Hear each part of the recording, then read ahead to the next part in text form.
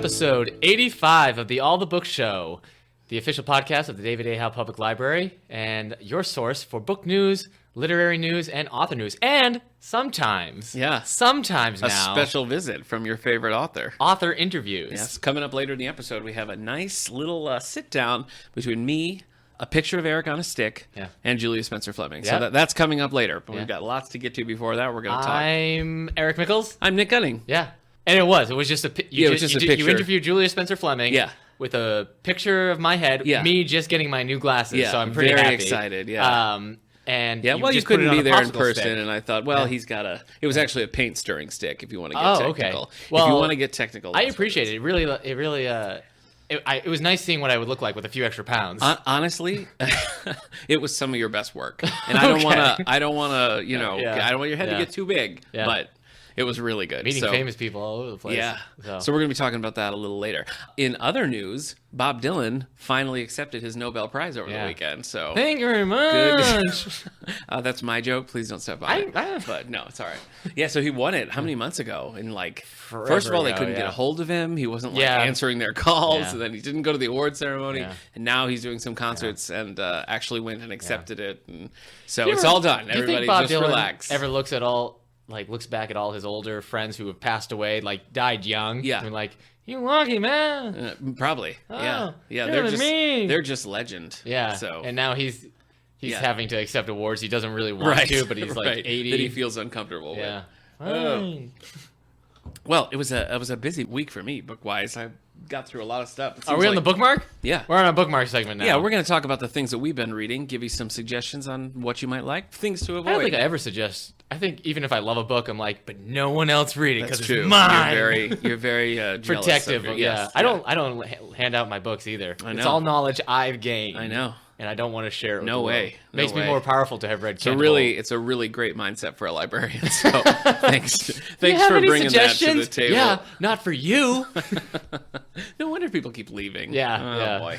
All right. What would my son like? I'm I don't know. Julia Spencer-Fleming, while she was here waiting backstage, was trying to get a cell signal, went up the stairs, which takes into her our to the sub-basement. Yeah. And she declared that it was like a murder library. Yeah. So we have a very stuck. nice building, but if you go too far, you will not come back. You'll enter the murder library. Yeah. So you know what the murder library is full of? What? Darkness. Yes. Throwback. Yeah, you're going to have to go through all the old episodes to find what that reference is for, because we're not going to tell you. Yeah. Anyway, she declared it a murder library, which I took issue with. I asked the newspaper. As the director, I asked the newspaper, please don't. I want to see a headline that says murder library. To be fair, our power did go out for a long time today. It flickered several times today, and that was the first thing I thought. If Julia Spencer-Fleming was here, it would just be fuel for the fire. Yeah. Luckily, she missed out on it. But anyway, so let's talk bookmark. What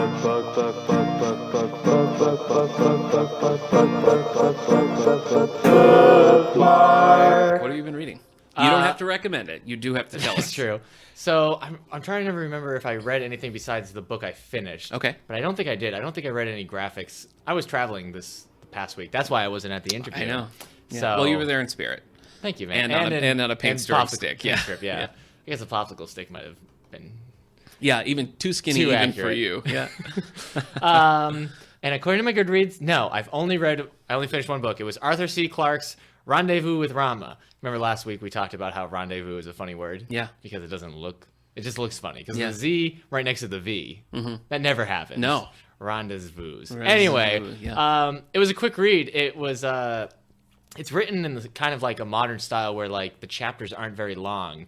But there's very little character work in this book. Yeah. A lot of science, which is why I think it reminded me of Crichton. Because it's a page-turner with, very simple character development. And then heavy science. Yeah, a lot of science. They're exploring that ship. It was neither one of my two theories last week. I won't repeat them. Okay. I suggested maybe the ship was either an egg or a sperm. Yeah. For allegory. Getting ready to colonize. So I did repeat it. Okay. But well, you know who probably would have liked that book? Julia Spencer-Fleming. Really? Yeah. We talked a lot about sci-fi. Oh, yeah, I listened to the interview, yes. We talked a lot about sci-fi, and even off mic, she talked a little bit more. You would have been able to toss around. She quoted Robert Heinlein in her talk. Nice. So, now this is another Hugo winner under my belt. Yeah. But I liked it. I actually thought Arthur C. Clarke was going to be a little bit more dry than this because of... I don't think I've read him. No, so now I'm not so worried about reading some of his other stuff. Oh, okay. But it was good. What is he famous for? 2001: A Space Odyssey. Right. It's probably that. Childhood's End and Rendezvous with Rama, I think, are his big ones. But it ends on a cliffhanger. And that was kind of frustrating. Apparently, there's like 3 or 4 more books that aren't written by him. He outlined them and had other people finish them. But fun fact about Rendezvous with Rama. Oh, I'm ready. Morgan Freeman, to this day, is determined to get this movie made. Really? Yes. With him in the role. Huh. But it's been going on forever. And Morgan Freeman's not getting any younger. Yeah. So we'll see. That's true. Well, if that piqued your interest about the Hugo Awards, you can go back into our old episodes, which you can find at soundcloud.com/allthebooks. We have a couple Hugo episodes. The most recent one was episode 53, where we covered all the awards for 2016. Yeah. So you can find it there. I like the way you're... I don't know what it is. Salesmaning? Not salesmaning. Showmaning? Hey, I'm just packaging the product, man. Yeah. So I've started this new book. It's not a Hugo winner, but guess what? Won the Nebula. Hey. So it's called The Einstein Intersection. I love that cover. Thanks, man. It is trippy. All the covers that I saw for this book on Goodreads are kind of trippy. Yeah. So it's like set in the future. Far future. Humans have evolved, or they kind of mutated, but then it was weird. And so you got these... they call them lobies, people who are low-functioning mutations, and then you got people who are more high-functioning and everything. But so what's weird, they do something I like, where it's so far in the future, the stuff that we just think of pop culture is now like myth. And so I'll just read this paragraph. Okay, because I'm ready. I think you'll appreciate it. Let's do it. This book came out in 1967, so I think there's an inaccuracy here, and I think you'll pick up on it. Let's talk about mythology, Lobi, or let's you listen. We had quite a time assuming the rational of this world. The irrational presents just as much of a problem. You remember the legend of the Beatles? You remember the Beatle Ringo left his love, even though she treated him tender. He was the one Beatle who did not sing, so the earliest forms of the legend go. After a hard day's night, he and the rest of the Beatles were torn apart by screaming girls, and he and the other Beatles returned, finally at one, with the great rock and the great roll. But he did sing later. He did. Oh, so he did. this book was written before Ringo sang. He sang even on the early albums. Ringo usually sang one track. Okay. So I guess they're not Beatles fans right there. So, yeah. You know, Yellow Samuel, Submarine, anyone? D. Delaney. Boys, anyone? Matchbox? All Ringo songs. Yeah. So I'll be writing Samuel's After Hard Day's Night. Yeah. I don't get the reference, even though she treated him tender. Yeah. What is that? I don't know. It's from a song. She loves me tender or something. I don't know. That's Elvis. You're quoting Elvis now. Oh. So that I just listened to a podcast on Elvis. Great. I didn't realize he didn't write a single one of his songs. True, yeah. At all. Elvis was under strict management by Colonel Tom Parker. Yeah. He couldn't do anything. That's crazy. He just had to toe the line, do what he was told. So he passed up on West Side Story. He was going to be. They wanted him to be in the movie with Natalie Wood, and Tom Parker was like, "No way! You got to go do Kid Galahad or Live a Little, Love a Little." Yeah, Planet with Some Apes. Yeah, that's right. That's right. A Star Is Born. He passed up on. One of my favorite Elvis quotes is when he's being interviewed for one of the movies. They're like, "So Elvis, have you ever played a character like this before?" And he was like, about 27 times." He always punches someone. Yeah. He always gets the girl, and he sings anything that happens. Yeah. So that's the mixture for a good Elvis movie. Okay. So thanks for asking about Elvis movies, by the way. To summarize, yeah, I'm enjoying the Einstein intersection a lot right now. Okay. So I ended up ordering some food and ordered it to go, but I was so into the book, I'm like, I'll just eat it here. Wow. That's a good sign. You got sucked in. But also, I didn't realize Elvis was so young, when he died. He was only 40. Yeah. But you look at him when he's like, near the end of his life, and you're like, geez, man. He wasn't 40. He was in his 40s. Strange life. Late 40s, I think. But yeah, a really strange life. A very tragic figure. I always, when Joyce Carol Oates was here, we were talking about her. She did a novel based on Marilyn Monroe. And I said I wanted her to do one on Elvis because he's like probably, well, maybe not more tragic than Marilyn Monroe, but pretty tragic figure when you dig into it. But yes. Anyway. I think I would give that award to Marilyn Monroe. Probably. For being more tragic. Yeah. So, and then I'd give it to you. Oh, wow. Because you're just kind of sad. Yeah. I don't know. Cheer me up. All right. A similar thing happened to me with Keeper of Lost Causes by UC Adler Olson, and we're reading this for the Contemporary Classics Book Club. And I was trying to get a jump on it, so I was listening to the audiobook, and the audiobook is so good that I've been just sticking with that, because I don't want to switch to the regular book because the reader is just so good. So that's been in like the background of all my other reading. I'll do a couple of discs of that. I think my wife's excited because she found out she has another Audible credit. Like she forgot to discontinue her subscription, so now she's got another book to listen to. Go for it. I think the book club will enjoy it. But so that I'm sort of currently reading. All right, so Owner of a Broken Heart. What? That's what you were reading. No. What were you reading? Keeper of Lost Clauses. Oh, okay. Causes, not Lost Clauses. Yeah. Keeper of Lost Clauses is the fourth Tim Allen Santa Claus movie where their children go missing. Yeah. That's not real, but it's a perfect story. Holy cow. Jack Frost takes them. Yeah. I mean, man, Tim Allen, call your agent. Yeah. I don't think they're taking his calls, but he could try. Anyway, so I'm currently reading that. I'm also currently reading a Star Trek book. Color me surprised. Headlong Flight by Dayton Ward. Brand new. I'm also reading Spider-Gwen Volume 1. Okay. I read the little Volume 0 and really enjoyed it. Volume 1's whatever. Wow. Here are the things that I finished since we last recorded. I finished Big Little Lies by Leanne Moriarty, who is currently... I think HBO just finished it too. Yeah, I think they did. Her current book, Truly Madly Guilty, is been on the New York Times bestseller list. So this is an old one. Yeah, that's really enjoyed Hugh Grant. Romantic comedy from the 90s. Grant, But I really enjoyed this book, and I wasn't sure what to expect, but it basically starts at a trivia night where there's an incident, like a murder that happens. And then the rest of the book is sort of 2 months until the trivia night. And so it progresses till you eventually get to the end there. I wouldn't really say it's not a mystery in the traditional sense, but when all the resolutions come together, you see a lot of pieces that you didn't even know were in play. Right. So the ending, was really like, wow, nice, good, because I wasn't even expecting a resolution in this area, and here we go. But so I really enjoyed that, so I would recommend picking that up. I read Tracker by Gary Paulson. Have you read this one? No. It's I'm pretty sure the only Gary Paulson book I read is Hatchet. Okay. Yeah. This is about a kid who's Brian, I'm sure. That's not Brian. Okay. It's a Brian Saraghet. He's very, very similar to Brian. I'm also lost in the wilderness. Lives with his grandparents. His grandpa is diagnosed with terminal cancer. He's got to take over as the hunter for the family. Tracker. Yeah, and so he is basically most of the book is just him tracking a doe. So it's pretty good. Not on the level of Hatchet, but it was still very good, and it was a quick read, so I enjoyed that. Was it sad? Yeah, but it had kind of a hopefulness to it in the end.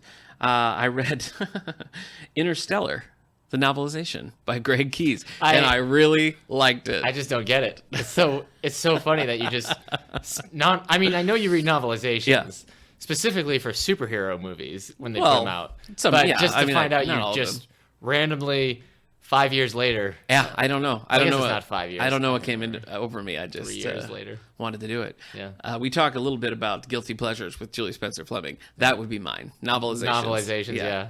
But I did really like it. So it just read like a good sci-fi novel. Yeah. Finally, I read a book called Lennon Remembers, which is compiled a series of Rolling Stone interviews that John Lennon did right as the Beatles broke up. So 1971, when everything is really fresh and raw. So that's when John's in high jerk mode. You'd think, but no, actually he was pretty, he had a pretty good perspective, and he was irritated with Paul, but he never was he's garbage and he added nothing. I mean, he really he saved that for later or earlier. But he really copped to the fact that it wouldn't have happened without Paul and what they had in their partnership and everything. So it was a fascinating read. How long is enjoyed that book? If it's just it was long. I mean, it was not quite 200 pages. But it's a very conversational interview, so it kind of bounces around. Yoko pops up in every once in a while. Whew. Yeah, just Yoko, like on your John Lennon album. That's right, exactly. So it's just rolling along. John's answering questions, and then Yoko pops in with a. So didn't really. I guess you haven't heard Yoko. Yes, that's Yoko Ono music right there. Yeah, no, I guess I've avoided her. No, I'm not a big Yoko fan.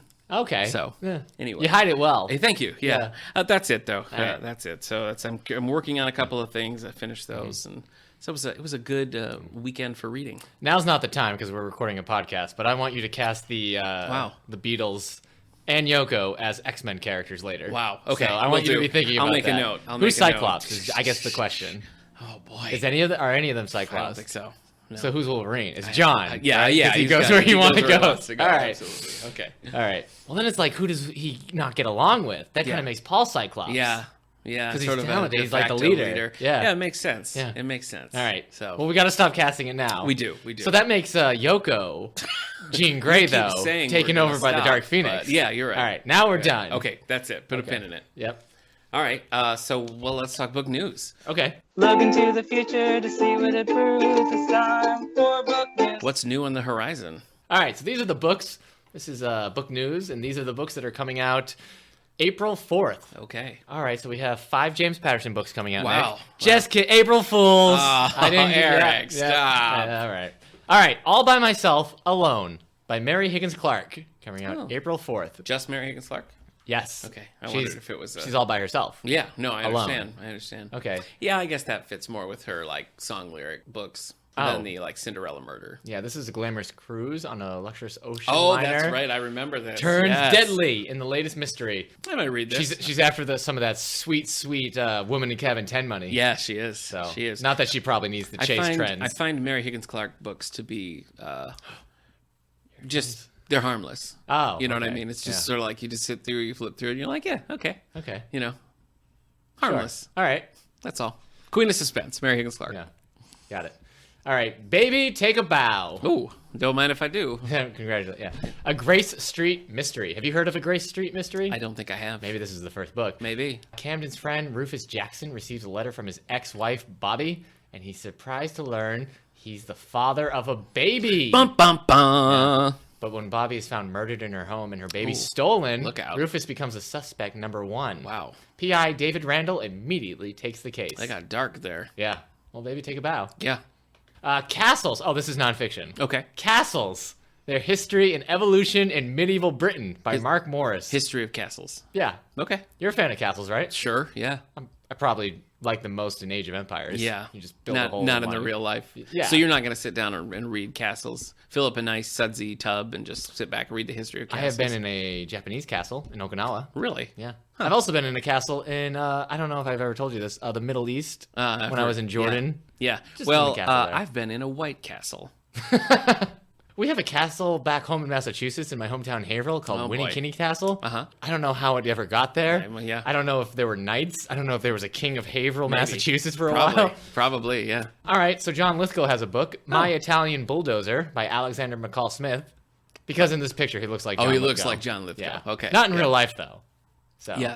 Yes, and if folks remember, when McCall Smith was here, he told the story of this Italian bulldozer, and it brought down the house. Yeah. So if you want But he told it like a real story. Yeah. He tricked us all. Yeah, what a liar. But now, I wonder how long the book itself is. I've got it right on my shelf. I have an advanced copy. Oh. So it's standard. 240 pages. Yeah. That's a lot to just be like, I'm driving a bulldozer. Yeah, it's interesting. He doesn't do a lot of non-series books. He only has a few. No One is Coming to Save Us, Nick. Oh, boy. No, that's the name of the book. Stephanie Powell Watts. Tells you exactly what you need to know. This has been named one of the most anticipated books of 2017 by Entertainment Weekly, Nylon, Ellie, Red Book, W Magazine, and the Chicago Review of Books. Interesting. I do not think I've heard of this book. Did we cover this on our anticipated books of 2017? Did you read it from a list? It doesn't sound familiar to me. J.J. Fergusson has returned home to Pinewood, North Carolina to build his dream house and to pursue his high school Is he a sadistic architect? Ava. No, I don't think so. Okay. But as he re-enters his former world, where factories are in decline and the legacy of Jim Crow is still felt, he's startled to find that the people he once knew and loved have changed just as much as he have. Oh, that sounds like a downer. Uh-oh. His high school sweetheart, Ava, yeah, she's now married. Uh-oh. And desperate for a baby. Oh, come on. But she can't seem to carry one on term. That's sad. Wow. Her husband, Henry, has grown distant, frustrated by the demise of the furniture industry. We've all been frustrated by the demise of the furniture industry? Absolutely. Yeah. So there's a lot of stuff going on. Actually, I do needed a couch. I've needed a couch for months and months. So. Whoa, hold on. Yeah. No One is Coming to Save Us is a revelatory debut from an insightful voice with echoes of The Great Gatsby. Oh, look out. Yeah. Taking out the big guns for that. Wow. Well, it sounds very depressing. This is going to shock you when I read this book. Okay. Ragdoll by Daniel Cole. No. So it was a spit take. So William Fox, right? Yeah. A controversial detective known as the Wolf. What? Has just been reinstated to his post after he was suspended for assaulting a vindicated suspect. Okay. Still under psychological I'm waiting evaluation. for the shocking part. Fox returns to the force eager for a big case. When his former partner and friend, Detective Emily Baxter, calls him to a crime scene, he's sure this is it. The body is made of dismembered parts of 6 victims, sewn together like a puppet. What? A corpse that becomes known as the rag doll. Yikes. Okay, yes, that was shocking. Congratulations. Yeah. All right. So also, William Fox, he's a suspect. Are you picking the grossest, like most downer books you can find? No. Okay, all right. The Lost Order by Steve Barry. Castles was up there. But... Castles, yeah.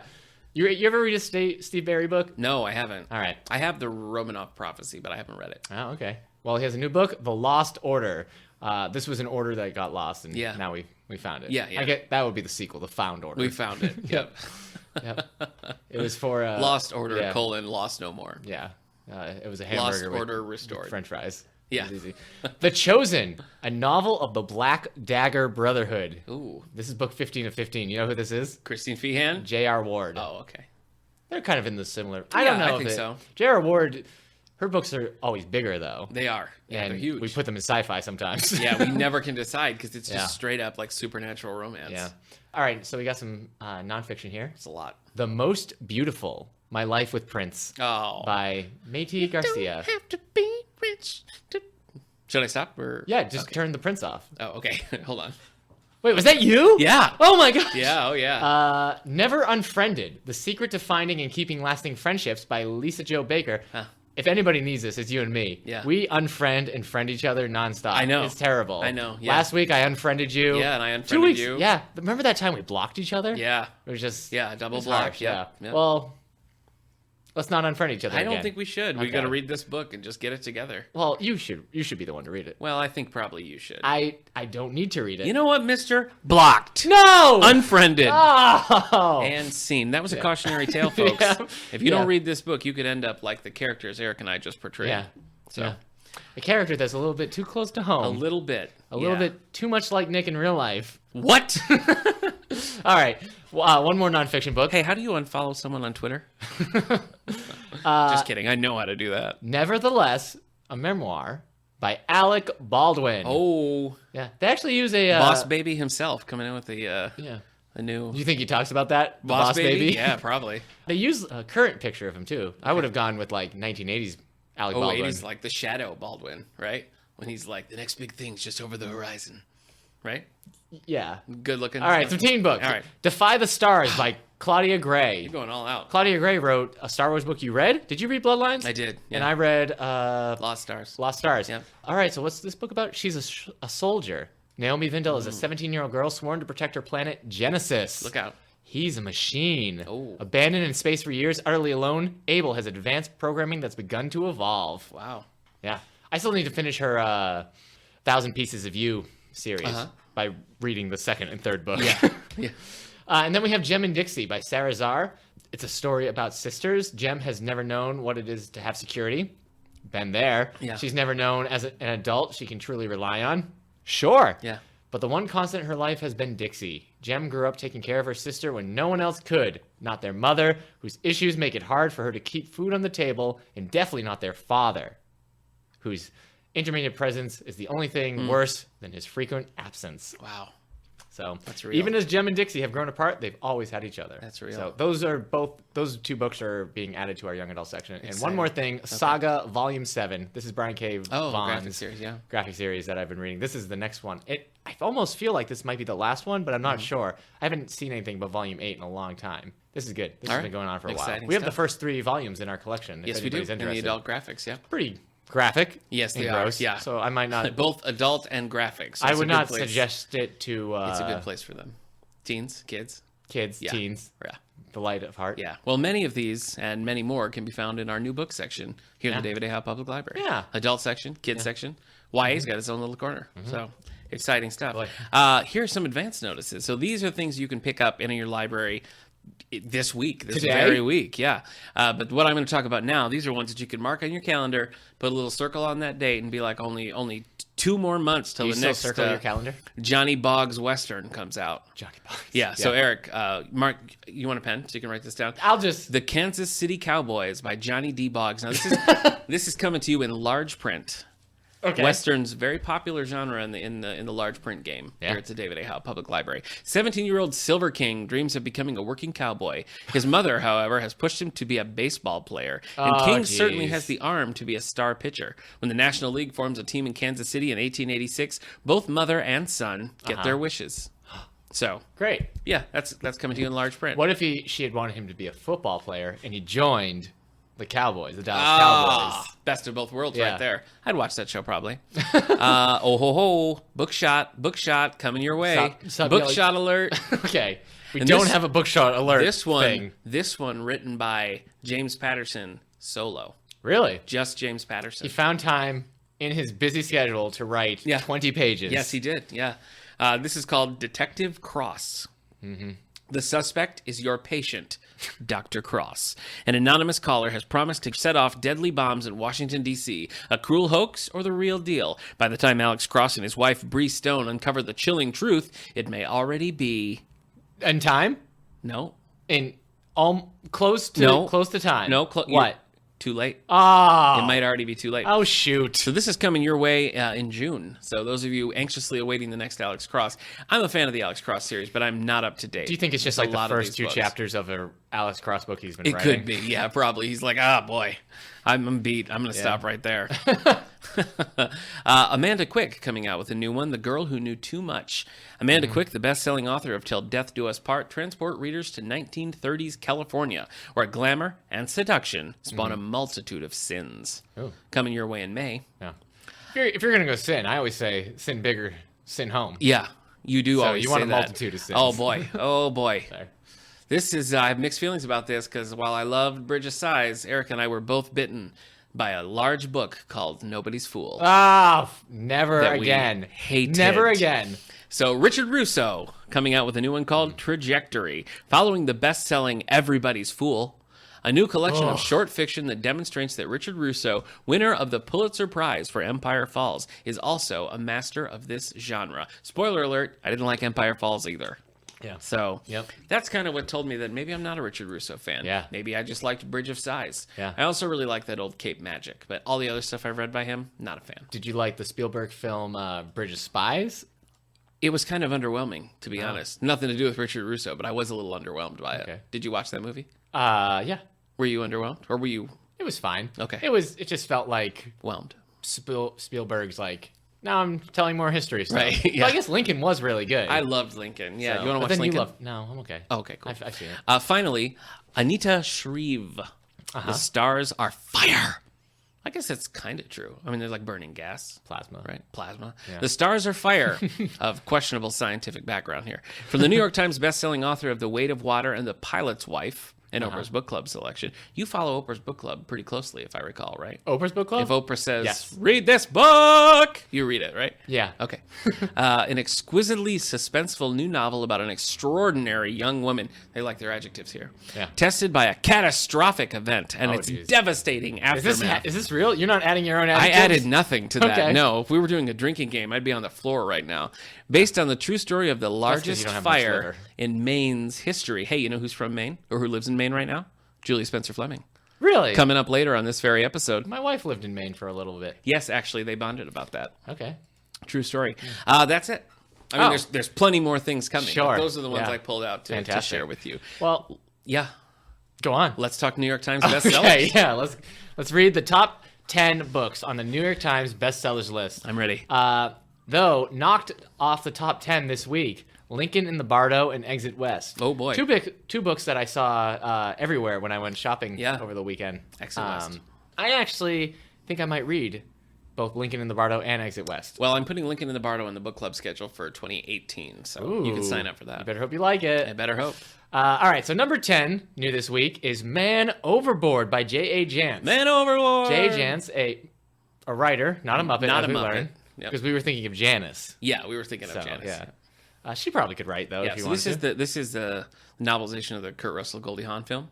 That's just Overboard. Oh, okay. Yeah. So I guess this would be the funny sequel where Kurt Russell's the one He's to go. the one overboard. And he has amnesia, and Goldie Hawn. That's perfect. Yeah. I love that. So, all right. Number 9, 2 weeks on the list, The Devil's Triangle by Catherine Coulter and J.T. Ellison. Mm-hmm. Oh, they track evil twins who can control the weather. Ooh. It's very Joyce Carol-Oathyan of them. Except for the weather control. The weather control. Yeah. She did the whole thing on Twins. Yep. 8 is also new this week. Mangrove Lightning. Randy Wayne White. Those are just random words. Doc Ford, a Florida marine biologist and former government agent, investigates the series of killings near Marco Island. Polo. Okay. Man, that's some Mangrove Lightning right there. Yeah, Mangrove Lightning. I'm really impressed that you said Randy Wayne White. Yes. That's hard to say. Yeah. I even knew what I was going to say, and I got there and was like, I'm unsure. I panicked halfway. I know, I saw the look on your face. Number 7, Dangerous Games by Danielle Steele. Any comment on Danielle Steele? No. Okay. No. New this week, The Tea-Girl of Hummingbird Lane by Lisa C. Okay. She was just on this list a year ago or something for something. She's pretty popular. When she puts something out, it tends to do well. Unlike Danielle Steele, who has something on like Today's, the advance notices, and the bestseller list. There's never a time when Danielle Steele's not on a list. A woman from rural China becomes a tea seller and eventually moves to California, where the daughter she gave up for adoption lives. Uh-oh. Look out. The Cutthroat. Oh, he debuted number 1 last week, and now he's at 5. Okay. Clive Cussler and Justin Scott. I'm surprised it is still on the list. Really? Yeah. Okay. You think it has like the longevity of a Star Wars book? I guess, yeah. Number 4. This has been here for 7 weeks. Norse Mythology by Neil Gaiman. Our copy just got checked out. Yeah, it did. Number 3. Number 2 and 3 have the same sales this week. Okay. So let's see who tied. They're both new this week. Cool. So, If Not For You by Debbie McCumber. An Unlikely Relationship is Tested. That's it. Okay. That's all we're given. That's fine. Okay. I think when you hear Debbie McCumber, you know it's an unlikely relationship. You know what you're going to get. It's going to be tested. All right. Yep. And number 2, Vicious Circle by C.J. Box. C.J. Box. Newly released from prison, Dallas Cates tries to exact revenge on the Wyoming game warden, Joe Pickett, who put him in there. Yeah. C.J. Box is one of our biggest movers here. Yeah. Him, David Baldacci, up there. Okay. Yep. Number 1, new this week, Mississippi Blood by Greg Kinnear. Isles? Greg Isles. Oh, okay. Yeah.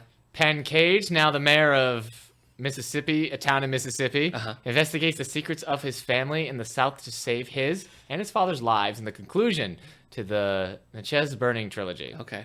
There you go. Yeah. I think it's Natchez, Mississippi. I don't know why I could read it once and then not the other. Yeah. But that's the New York Times bestsellers list, you man. were familiar with it. When's the last time you've read something that was on the bestsellers list? Like you read it while it was on the sellers list. Mine was The Girls. Well, Underground Railroad. Oh, that's right. Yeah, there you go. The Whistler, John Grisham. Yes, that's true. Gross. Whatever that last Mary Higgins Clark one was. Couldn't tell you. You know. All right. I should be able to tell you. I'm part of a book podcast. Yes, you are. Yeah, you should be able to pull it out. Well, I'm excited about this this next little bit here. Okay. So over the weekend, we had a visit from someone you may or may not have heard of, Eric. Julia Spencer-Fleming. I've heard of her. Oh, you have? Good. Yeah, she's great. Yeah. Yeah. This was, whenever we have a visiting Fountain filled with chocolate? Blood. Fountain filled with blood. Oh my gosh! Very, very That's grisly. so much worse! I know, it is. Whenever we have an author visit, we always put their books out on display. This time, we hardly ever had a book checked in. Right. We have all of her books. We have some in large print and standard print, so more than just the number, constantly checked out. Yeah. We're doing it for the book club. Can't get enough copies. So this... this was an author that our readers here are particularly fond of, so we were very lucky to have her. Unlucky was that you had to be out of town when she came. It's true. I had to travel. I was visiting family, so I wasn't here. Yeah. But you kind of were here. My face. You were here in spirit. Yeah, so she gave a great talk in the auditorium. Yeah. She signed books, and she also participated in a little podcast called The All the Book Show. Take 5 is what she... what you did. Yeah. She joined us for a little. Did you think I was segueing to the interview there? I thought you were. Yeah. Oh no, I wouldn't take that away from you. Okay. All right. So Eric wasn't there. No. But I felt that his presence needed to be. Yeah. So I printed out a goofy picture that he took when he first got new glasses. It wasn't goofy. It was a very nice picture. I put it on the table. Yeah. And whenever you were referenced, that picture came up, and it was like you were there. Thanks. I think we all really felt it. So without further ado, let's listen in. Take 5.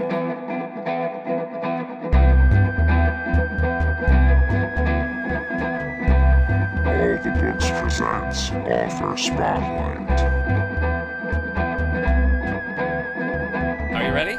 I am ready. Are you guys ready? Okay. Here we go. Okay. Good evening and welcome to a very special episode of the All the Book Show. A special episode not in the 90s sitcom way, but the specialness here is two parts. First, we get a special guest here, Julia Spencer-Fleming. Julia, say hello. Hello. Thanks for having me. Thank you for joining us. And the second special thing is that for the very first time, we have a live audience. So guys, are you having fun so far? Yeah, I think I picked that up. Anyway, I'm Nick Gunning. Co-host is not with me today, so say hello to Eric Mickles. There he is, everyone. He's got charm. He's got style. He's got a hipster beard. He does, a little bit. Yeah, it's a great picture of Eric there. Anyway, Julia, what I'd like to do today is have you on a special Take 5 segment of our podcast. So we have 5 questions prepared for you. The first is this. Question 1 in the Take 5. Was it daunting to start a second novel after In the Bleak Midwinter was met with such a positive response? It was daunting to finish the second novel. Okay. I had already begun it before the first book, In the Bleak Midwinter, started popping up with lots of awards. It swept several awards, It swept a lot of awards. It got reviewed in major newspapers, and it was a big deal. And I was about halfway through A Fountain Filled with Blood, my second book, and I started to think, what am I going to do? I had no idea what I'd done in the first book that made it so good. And I had this horrible image that, the second book was going to be like a failed pancake, and I'd have to throw it away, and it was going to be an awful flop. I was very, very nervous about it. And of course, people will tell you when you're published that your sophomore book never does as well as your first book does. So I was biting my nails and crossing my fingers about it. Yeah. Is there one that you've been proudest of? I think the one that I'm personally most attached to maybe is One Was a Soldier. Okay.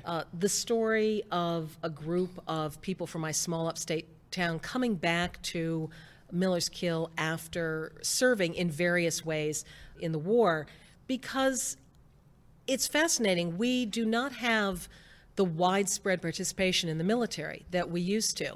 You go back a generation or two and everybody had, their dad was in the military, their uncle, everybody had that picture on the wall. We don't have that nowadays. It's a much more small, selective portion of the population.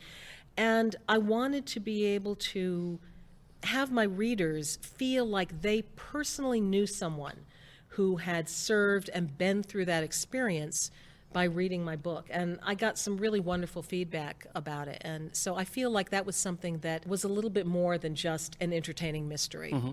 Oh, that's great. Number 2, was there a particular author or book that inspired you as a child? Goodness, as a child.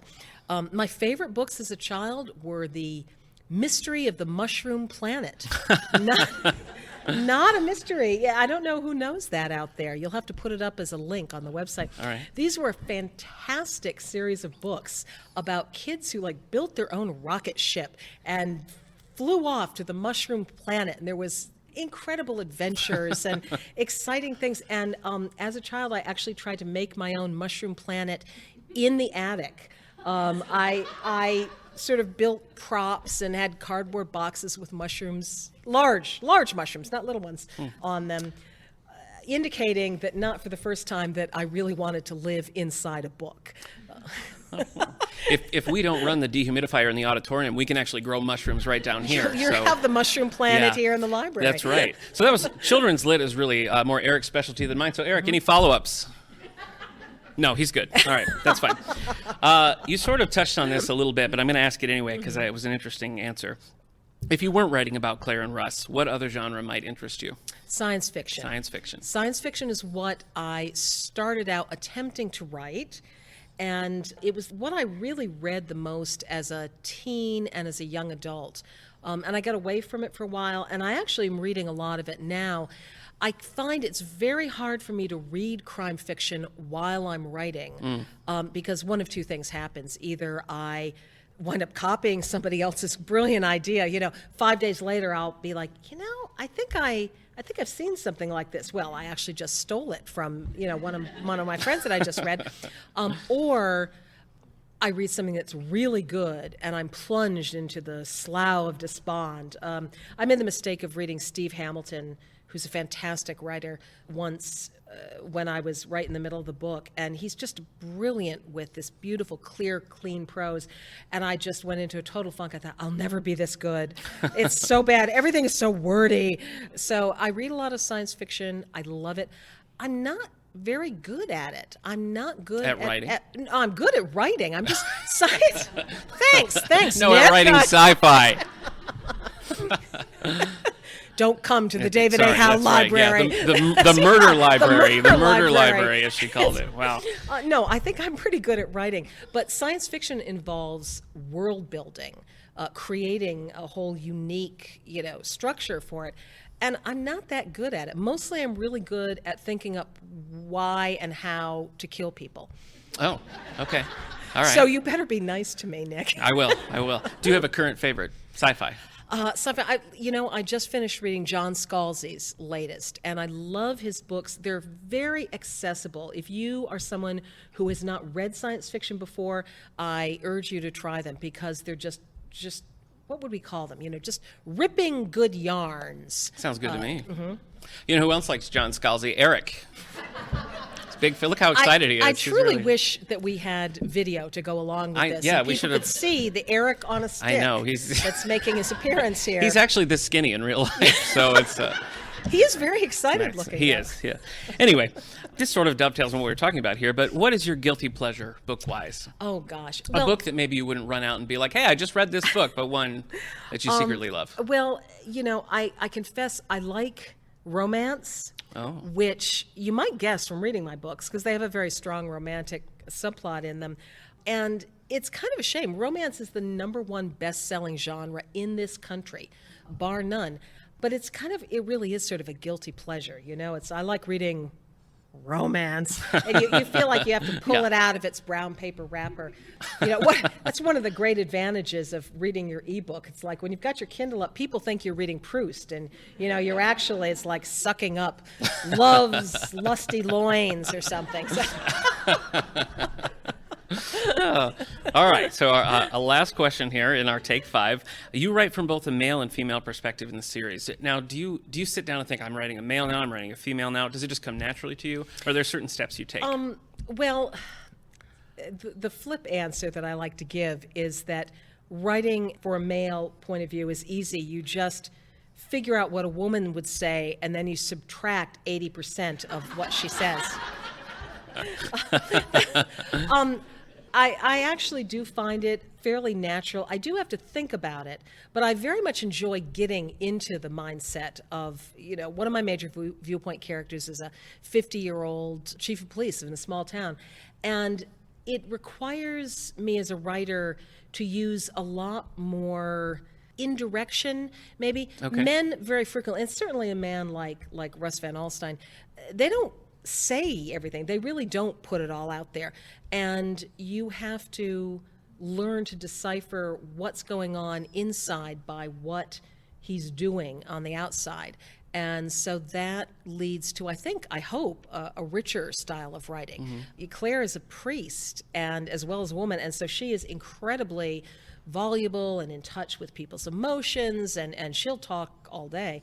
And Russ isn't, and I need to show who he is using other things besides just his words. And I hope I do it well.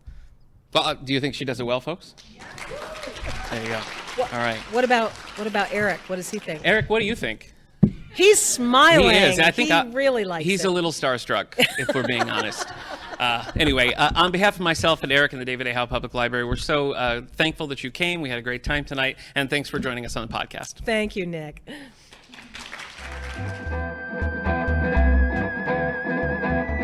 Fantastic, Nick. It really was a lot of fun, and okay. She was so game to do it. That was the fun thing, Yeah. We had talked about it. It's funny you say game. I think patient. maybe. No. But she. We had been conversing via email for quite a while now. She and I actually met in 2014 at the NYLA conference, right. And I'd mentioned something. Oh, we'd love to have you come sometime, and since then we've thought, oh, what about this date? What about this date? And it just never worked. So finally it did. So we'd emailed back and forth quite a lot. lot. And so I told her that, we were going to be, we record a podcast. We'd love to have her do the Take 5. And she just was in it, no hesitations, nothing. She just was like, yes, let's do it.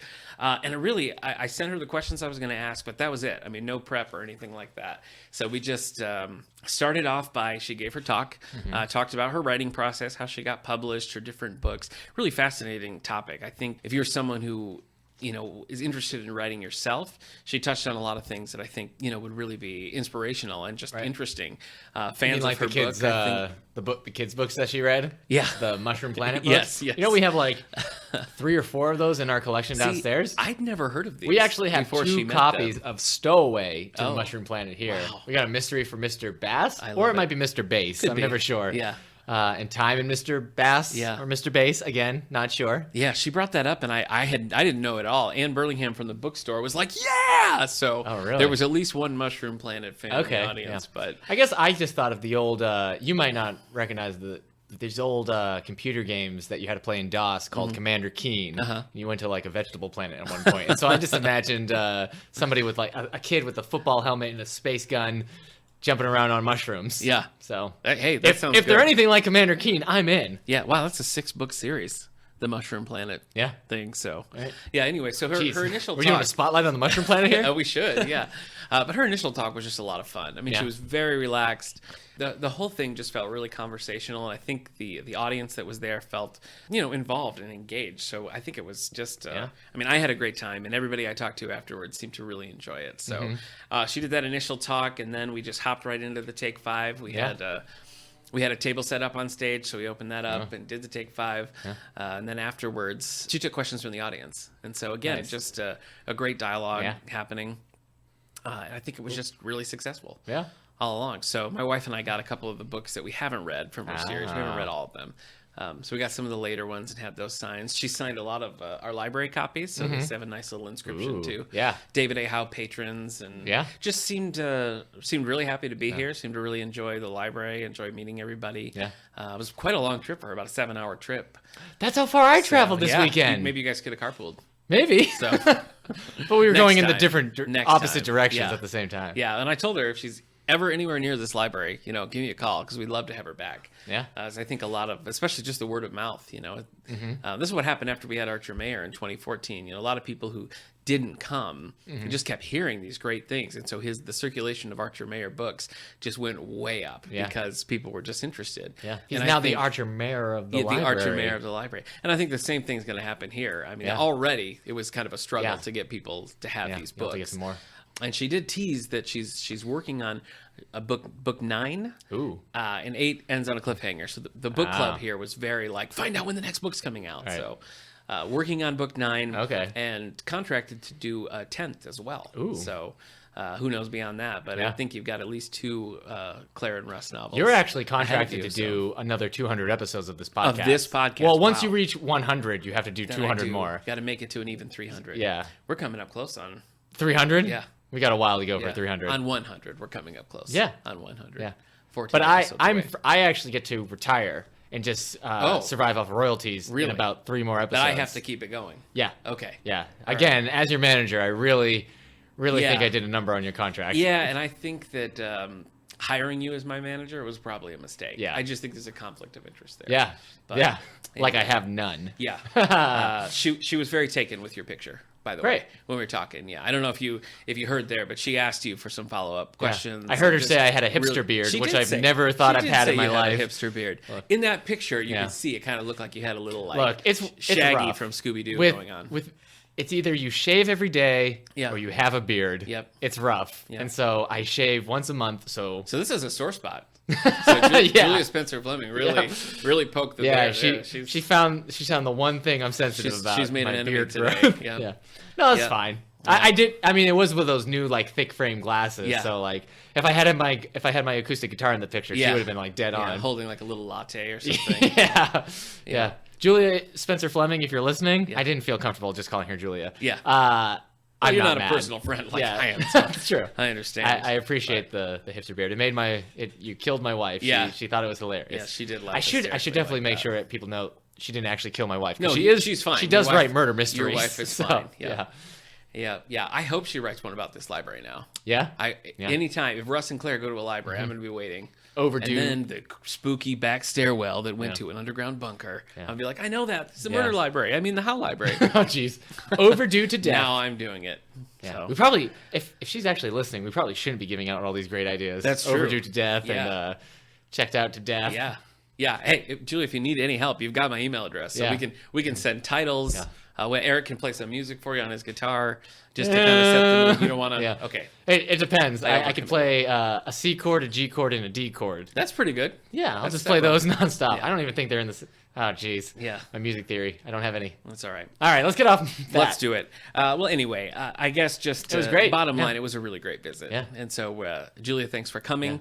Yeah. Took us 85 episodes, and we finally got an author. We got a great Julia, author. Thank you for being our... the first author on the podcast to be interviewed. Yeah. It was a great interview. Yeah, it was a lot of fun. Great.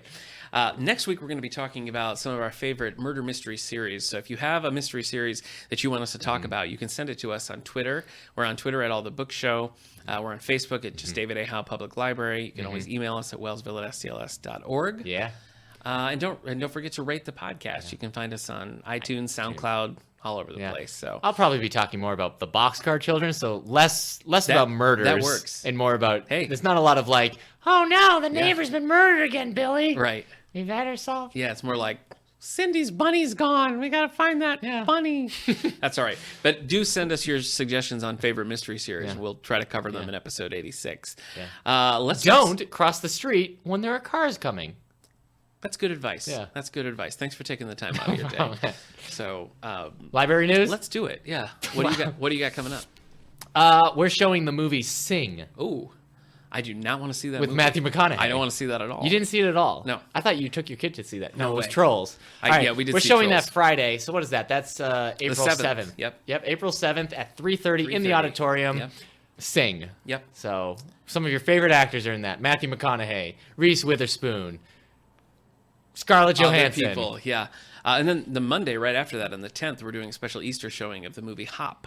Also at 3:30. So we got Fantastic. a couple of movies. James Franco's best film yet. Couple of movies coming up. We've got a concert in the auditorium. April is a busy month for us, let me tell you. Yeah. But our old friend Emma Time is coming back. April 6th, 7 o'clock. Angelica Radio listeners probably have heard her play around, because she does, and she's great. But she also has a show on the Angelica Radio station. So maybe you're tuning into that as well. Yeah. But you can see her live in person here on April 6th at 7 o'clock. Book Club's currently finishing up A Fountain Filled with Blood by Julia Spencer-Fleming. What? And then we're moving on Synergy. to The Blessing Way by Tony Hillerman. Okay. Contemporary Classics, currently reading Keeper of Lost Causes by U.C. Adler Olson. Plenty of room, plenty of copies for you to join us on any of those. So let us know if you want to do that. Anime Club, Teen Anime Club. Going strong. Which we, every Wednesday at 5:30. Had your first anniversary. Yeah, that's true. We did. We had our 1 year anniversary. But honeymoon's over. This Wednesday, we start seasons 2 of very popular animes. We're starting season 2 of Attack on Titan. I'll be there. So that's a big one. The first episode just got released online Saturday. Okay. So we're watching that, and we're watching My Hero Academia season 2. Now, and those are both series that we have in manga form, and we're up to date with all the mangas as well. Yeah, Attack on Titan is still super popular. Attack on Titan, yeah, people. It's been a long time coming for the second season of My Hero Academia. Like the first season ended last summer, so less time. But Attack on Titan's been a few years. Wow. People have been waiting. Okay. So my wife is one of those. The wait's people. over. Yeah. Well, she's not a teen, so we'll be watching those as they're released. Exciting. So that's exciting. Okay, great. Yeah. Brought to us by Crunchyroll, right? Crunchyroll. Yeah. Yeah, that's great. And our free super subscription because we're a sweet library. We are a sweet library. So, okay, anything else? Oh boy. All right. The teen photo show. That's right. It's April, so that means I can't remember. It was 2 or 3 weeks. We're taking photos. So if you're a teen or you know a teen who takes photos and is looking for a chance to show them to the world, we've got the teen photo show, and we do have a judge who comes, and Brian Oglesby. He's done it many years. This will be the 7th photo show, I believe. Yes. I don't know that he's done them all, but he's done most. He always talks about how he enjoys doing it. He likes talking to the He's the great there. too. Yeah. He's really good with the kids. So teens. There'll be judges. There'll be prizes. It's a great time, and we have a sweet reception with a lot of fruit bowls and vegetables and a lot of fruit. I got too much fruit last time. We had so much fruit, but it was okay because then I just brought it to Anime Club the next day. Yeah, and then there was still too much fruit left. Fought off scurvy with all that fruit. That's true. Good job. 2 creatures on this planet, Nick, can get scurvy. Yeah. Human beings and guinea pigs. Oh boy. Yeah. Oh boy. No wonder you've always felt that kinship between guinea pigs. Yeah. I am like, hey, you know what? I also fear scurvy. Yeah. It's terrible. Yeah, I don't want to. Have you seen the symptoms of scurvy? No, but let's not talk about it. Let's end the podcast. Scurvy. That's right. All right. Well, special thanks to our guest, Julia Spencer-Fleming. Thanks to you for tuning in, and we'll see you. Sorry, I was just nodding as you were saying stuff. You were. It's not like me. Yes, special thanks. Special thanks from me and Eric. This is why I wasn't there. Yeah, I know. This is why I was on a stick. I work a lot better with Julia Spencer-Fleming and Eric's head on a stick, but that's neither here nor there. So anyway, thanks again for tuning in. We'll see you next week, episode 86. All right, we're off. You're going to have to put. He's going to have to put the picture of Eric up on the. Up on the I'm actually thinking of mass producing these because I think. Because who wouldn't want one? I know. Yeah. You know. Yeah, I'm going to need you to sign this for him before you leave. All right.